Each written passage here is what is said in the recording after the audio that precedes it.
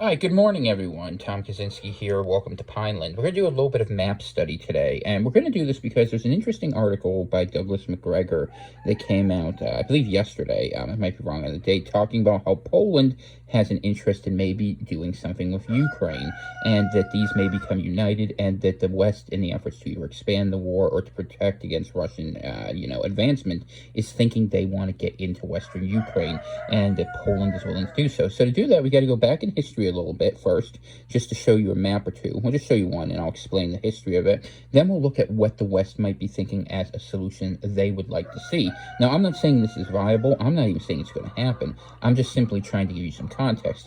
And to have context, you have to understand Poland was once the buffer state. And this is the Poland-Lithuania Commonwealth. You're looking here what it looked like in its sort of optimal configuration in the 1600s. And what you'll notice here is that it contained most of Poland. This was Germany, of course, as was that. But you had Poland, East Königsberg, East Prussia, as it was called. Then you had most of Ukraine that was a part of it. You had Belarus and Lithuania that were part of what was called the Grand Duchy of Lithuania. And there was a marriage between them where the King of Poland, it was the King of Lithuania married the Queen of Poland, and they ended up having a union in Lublin. Actually, it's called the Lublin Union, which was around here somewhere. And they pulled the countries together. But eventually what happened is Ukraine ended up breaking away from Poland because there was a big fight over whether or not they were going to be Catholic or Orthodox. And while the privileges of the Orthodox were guaranteed in Lithuania and Belarus, because this was part of the Kingdom of Poland, it was not in Ukraine, Russia ended up inheriting this, and then the line moved something like this. So you'd still have Lviv and different things like that, but Kiev and everything east of it then became part of the Russian sphere of influence. And after that, a long pushback happened where Russia was going against Ukraine. But all that happened because Ukraine was at enmity with Poland and decided to ally with Russia. Sounds like a familiar story, okay? So if this goes backwards, like they're trying to do, and like you're seeing Zelensky and Duda, who's the president of Poland, Tomo, if Poland and Ukraine united against Russia, let's say, and Poland wants to go in there, and they imagine a union state, that could be something. Forgive me for the chickens going nuts this morning. This would be called the intermarium, okay? So going forward past the intermarium, let's leave aside that part of it for now, because it's relevant, but I don't want to cover it. Poland and Ukraine having a real ability come together. So we're going to leave this picture for just a minute, and we're going to go to the map that I'm working in real time. God, I forgot how the chickens go nuts when I talk in the morning. Okay, so here is we're going to zoom in. This is courtesy of mapchart.net. It's a wonderful free program you can use to draw whatever map you want to draw. So this is Eastern Europe as it sits right now. Obviously, the yellowy white is Russia, the blue is Finland, and we see here that that's Estonia, Latvia, Lithuania, Belarus, Ukraine, Poland, and Romania, that's Moldova, Hungary, and Slovakia, and Western Europe's over here. So the lines aren't going to move too much before that. So Russia, we're going to grab their color here real fast so we can look at it. Russia functionally, and there's Luhansk, Donetsk, Kharkiv, Dnipro. We're basically going to say Russia's goal is going to be to seize these territories, okay? That they're going to move. And this right now, they don't actually control Odessa, but that's where Russia wants to move to. And there's a thought that Russia may want to go into Moldova. I'm not going to color that because we're not talking about what Russia wants to do. If Russia does this, what the Russian map will look like is they'll annex all the way to about this line, and then this will fall into Poland. But this is more looking at what the Allied map, if you want to think of it that way, is, or what the West would maybe like.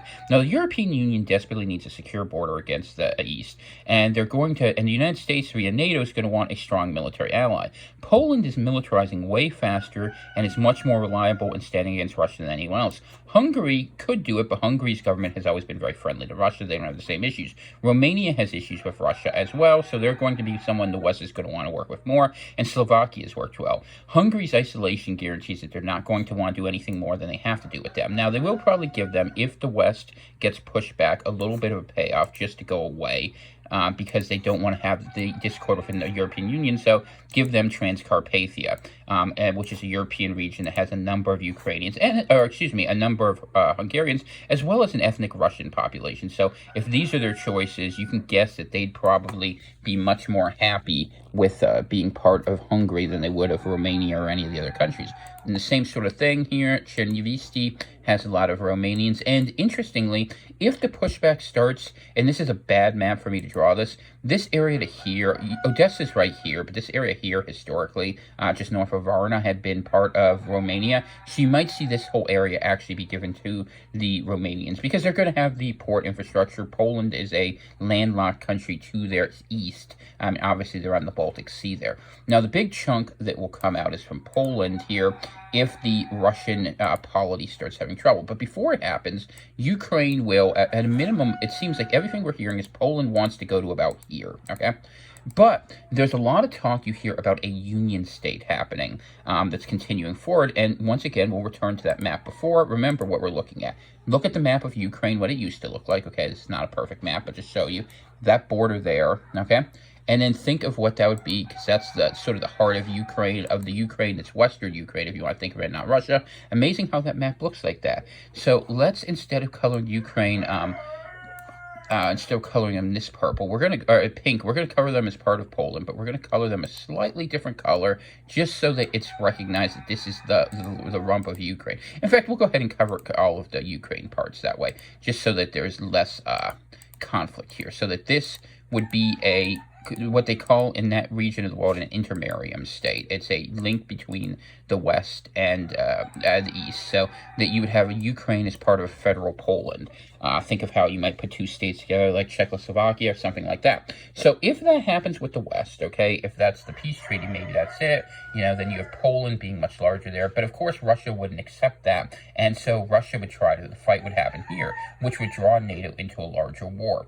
Now, if Russia won the war, you would expect a full annexation of Ukraine, of Belarus, and probably also of, I would imagine, you would see the annexation of the Baltic states and potentially more terrain taken from, if not, it's not on this map, but this is called Narvik up here, I think, if I remember right. You would see parts of Norway taken from there. Now, with Finland and Sweden joining the alliance, this gets a little trickier, because here's the history of this.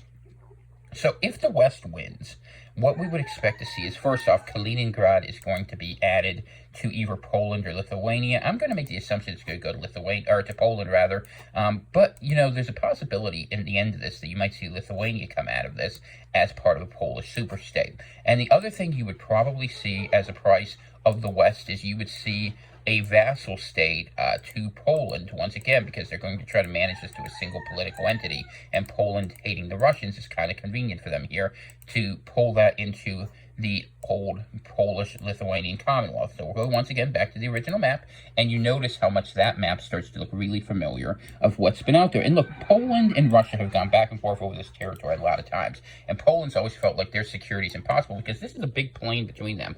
When you look down here, for instance, at Moldova and Romania, this whole area here, you can see my mouse going between, are mountains that provide protection. That's the Carpathian Mountains, and then you have Hungary and Romania fight over that. But basically, the mountain ridge line runs a bit like this, and then there's an opening down here at the Black Sea. So this is all one big plain where different peoples are. And now that Orthodox religion isn't such a problem, and frankly, the schism between the Ukrainian Orthodox Church and the Russian Orthodox Church, plus the fact that Belarus went in so hard for Russia, makes me think they're going to pull out. And what you may see eventually is the full arrangement of a northern intermarium that could include, or would include, Poland, you would see Ukraine's rump state, you would see Belarus as part of that, and you could potentially see some element of the Baltics. If it was based on cultural reasons, you would think that Latvia and Lithuania would be more likely to join in with the intermarium, and you might see Estonia join with their Finnish neighbors. There's a much closer connection there on either side of it. I couldn't imagine a scenario where they took St. Petersburg from Russia,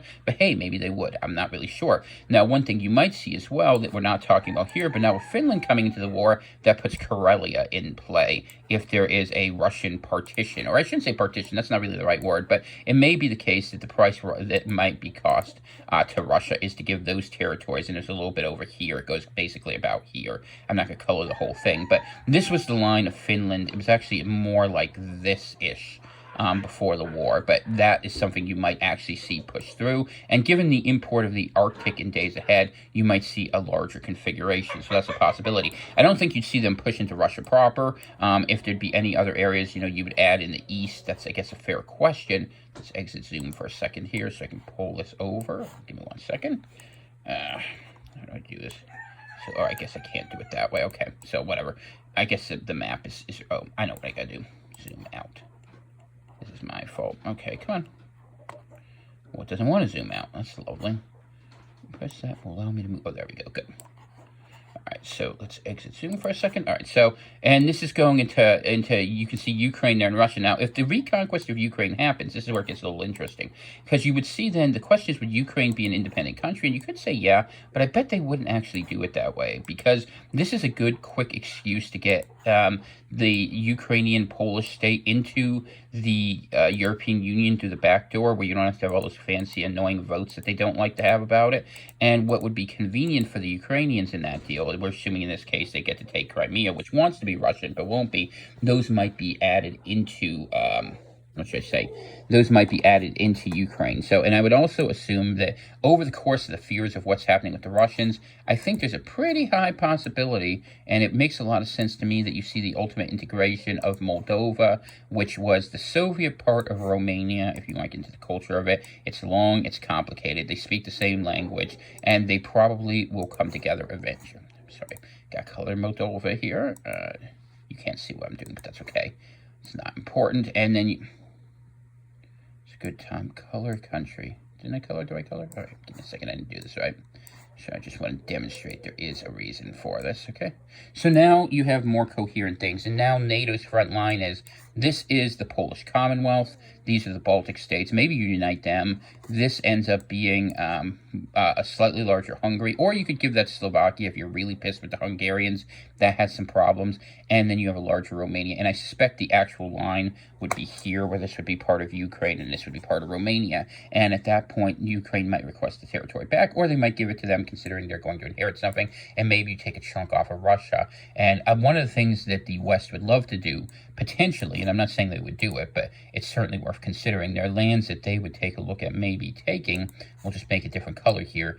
This is Russia's seafront, if you want to think of it this way. So any of these lands, I think, are potentially things that you have to look. We'll color these this way for right now, at the West trying to take away from Russia to make sure that it's less able. Now, in the end, do I think that they would do it? No, I think they would leave St. Petersburg. But it wouldn't surprise me, actually, for a lot of different reasons, if you maybe saw some of these areas come out. And these areas here, this is Chechnya. So if they imagine, if they really wanted to mess with Russia, and Russia had a governmental collapse, and they wanted to really undercut, if they can do the whole color revolution thing, the Chechens, who we've heard so much about, could be recognized as part of a, let's call it an Ossetian confederation that might look something like this. And I'm just guessing on the lines, so don't read too much into it. And then maybe they give Rostov to Ukraine or something like that. That might be something that would be close to viable in terms of what they would do. Now, do I know any of this is going to happen? Of course I don't, and I'm not here to pretend I do. But what I am here to do is offer you a little bit of analysis and a little bit of thought about how you could maybe do things differently. Okay, there we go. That's the right color. So that could be what the future configuration looks like. And I don't know, Belgorod, Kursk. I don't think these areas are part of Russia you'd want to take. And I don't think they'd take all this, by the way. But I think they might deprive, over here, this Kerch Strait, maybe give that to Ukraine, whatever, or create these independent states so that Russia can be weakened markedly. And I do think in the north, to be honest with you, Russia's going to keep its territory for the most part. So we'll just color that back in. But I do think that could go to Ukraine or to Finland pretty easily, or at least a big chunk of that. Not all of that, by Lake Ladoga and all that.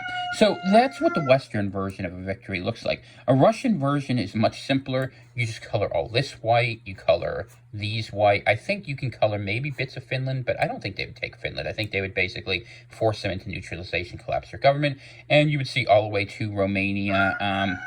The line would look something like this. Maybe they take a bit of... I mean, they're going to want to go to here, but if a partition isn't agreed to in this sort of area, Russia will do what they did last time, extend their border all the way to Poland. I don't think they'll try to absorb Poland. It causes way too many problems for them, but they'll definitely want to get all the way to Kaliningrad or Old Königsberg. So that gives you hopefully a feel for the area that's around there and what happens. But why doesn't Ukraine become completely independent from Poland? The answer is, if Ukraine has to fight this war the way they are, even with all the supplies and resources, the truth of it is the artillery advantage of the Russians is proving decisive, and the reason Ukraine's holding up is because they have a strong defensive line. If that line falls, especially in the Donbass where some things have been held up, what you're going to see is a complete run to Kiev, and at that point, someone else is going to have to form a secondary line. That's where Poland comes in, and Poland's willing to do that in a way, and this works good for America, because America, the one thing that's happened to all this is Europe has given up. There's Germany there, just showing you where it's at. America has given a lot of support to Germany over the years, but Germany's been very recalcitrant about using force to keep Russia down, and that America would love to have Poland as a better central partner and to empower them as a pivot in Europe to a much greater extent, so that the European Union remains more under American influence, which would be something that they would very much want, not trusting the Germans, who really have no animosity with the Russians, and in fact have been prone over the years to seek accommodation with them, rather than allowing a Russian-German alliance based on pragmatism of energy policy, which is going to be a real thing here as we see the fuel costs continue to escalate. The Poles aren't really going to be interested in that for reasons that have a lot more to do with that historiography I showed you. So having Poland come in the first area, in the worst case scenario, maybe claiming a partition up to like this line, like I said, and giving them an excuse to go in and stabilize Belarus. And of course, it'll be the NGOs doing it, right? But they want to have someone local and have it make sense. And the Ruthenian population there has always been kind of in between. So they can, I mean, they're so poor that wherever they go, Belarus is kind of going to be controlled whoever it is. But that allows them to get far closer to Moscow, which is right here. And the theory will be, of course, that Russia can never again become a threat to the West, because the West line will now extend far into Europe. And what you would see at that point is a rump Russia become part of an Asian state and probably robbed by the West and eventually a Chinese protectorate in certain areas. Or you might even see, if the deal's made, if China and America didn't have such terrible relations, I would say Russia would be in danger of losing Siberia. But that's a whole nother story. So we'll see what happens with that. No promises there. As far as the Chechnya thing goes, the other thing is you would see the reclamation of South Ossetia and Abkhazia, probably. That's over here by Georgia. And you might see Turkey be able to move forward with its plans for a Turkic union into Azerbaijan and other places as a counter push against Iran, whose power would be significantly weakened. Now, of course, would Russia agree to this deal? On their merits, they would not. So what has to happen for this to happen is Russia cannot be directly attacked, and the West kind of, I think, knows this and does soft power politics on this basis, but what they're hoping is the economic sanctions cause enough pain to see the government collapse, and they're hoping military hardliners who want to fight nuclear war don't come to power, and instead they're pragmatists of a Yeltsin-type school who can be, manipulated. And then during the course of this conflict, which will be limited and maybe will be acted through Belarus and Western Ukraine as proxy, so that the formal territory of Russia isn't threatened, that Russia will eventually give up in the peace Kaliningrad, or that it would have to be attacked if Poland got into a major war. But let's say that was left alone, that would be next to there, or maybe to Lithuania, and then you'd have Belarus be the prize for the West. And maybe in those sort of terms, to let them save pace, you'd see Rostov remain Russian, so they can have a fleet theoretically there. But maybe not, I don't know. And whether or not Finland wants Karelia or not, who knows? I mean, maybe Russia's just, if you can get a peace that looks like this for the West, I think they'd be happy to take that. And I don't think that they really care too much about getting into Southwest Russian politics, except for this, Southwest Russian politics, except for this. Russia gets a lot of their troops from sort of their Chechen, Turkic, sort of almost proto-Scythian tribes that are down in this area. So by disempowering them, you create a force that's going to have a stronger infantry presence, a natural block on Russian ambitions, and most importantly, for the long term, Russian energy policy. The deal you make here is that the energy that's coming out of Baku on the Caspian Gulf, or Caspian Sea rather, that's bringing the oil up, no longer has that same influence. So then it can either flow here down south through Turkey, it could go this way, or it could flow through Ukraine into Europe, and you could go right to the Strait of Kerch and have guaranteed oil supplies going into the continent, which will be something that I guarantee you people are going to be talking a lot about in the future. So anyway, that is a quick glimpse at what you might see happen in the future. I don't know if it's right or not, but that is what the West would like to see happen, I think. And the reason's pretty simple. Having a strong eastern state as a buffer state against Russia, which Poland will inevitably have to be the center of, although you could see a much stronger Romania emerge as well, which frankly is as much to keep Hungary down as anything else. Because if you know the history of this area here, Transylvania as it was, and all these areas, originally Hungary was shaped kind of like this, and Romania was shaped kind of like this. So this area is an area that the Hungarians are still kind of butthurt about, and giving them a little fig leaf is something that could be looked at. One other thing I could imagine in the medium to longer term, I've talked about this a couple times, not on this map, but it would be, actually, well, since you've seen this, let's do this a little differently here. We'll zoom out here, and I could imagine pretty easily, leave the map, that in the near future, Europe, countries, the way to solve the Hungary problem for Europe, if it continues to be a problem as the European Union moves forward, if they want to really push the issue, will be to put together countries into multi-ethnic elements within the European Union, which is something they want to do because they believe that anyway. I'm not endorsing the idea. I'm simply saying this is how they think about these things. So what you might see